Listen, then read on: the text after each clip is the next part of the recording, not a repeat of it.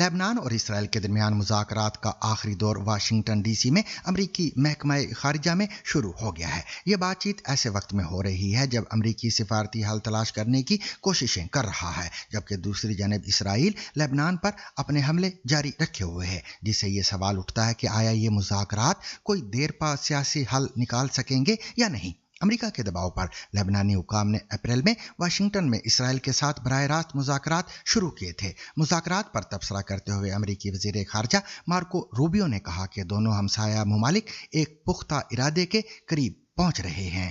Today will be the third day of 3 days of talks between the Lebanese authorities and the Israeli authorities. I think we had a very good day yesterday. I think we are very close in our hopes of getting a commitment of interest of intent between the two countries that I think begin to outline a promising.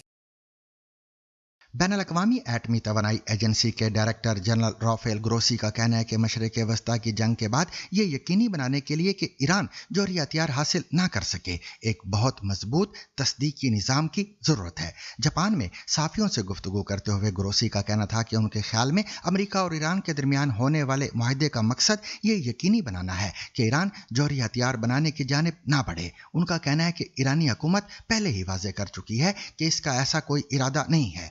उनका कहना है कि सिर्फ ऐलान काफी नहीं, हमें जितनी जल्दी मुमकिन हो एक निहायत मजबूत तस्दीकी निजाम कायम करना होगा।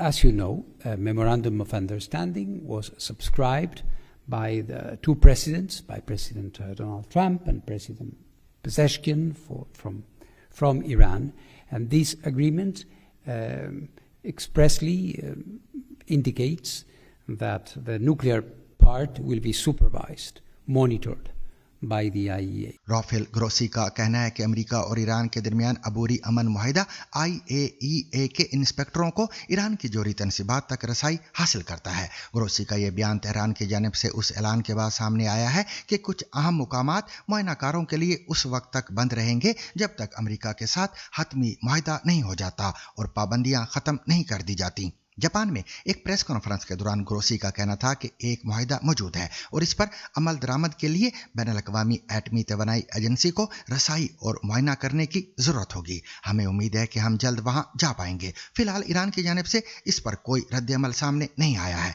ताहम ईरान पहले ही कह चुका है कि IAEA के जोहरी मुआयनाकारों की वापसी अमेरिका के साथ जारी मुज़ाकरात और मुमकिना हतमी मुआहिदे का हिस्सा होगी।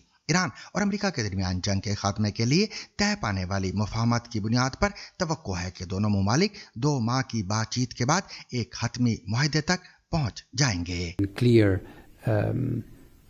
statements from one or the other, or contradictory, I should rather say, contradictory statements, owe a bit to that factor, that this is political positioning. But in reality, there is an agreement.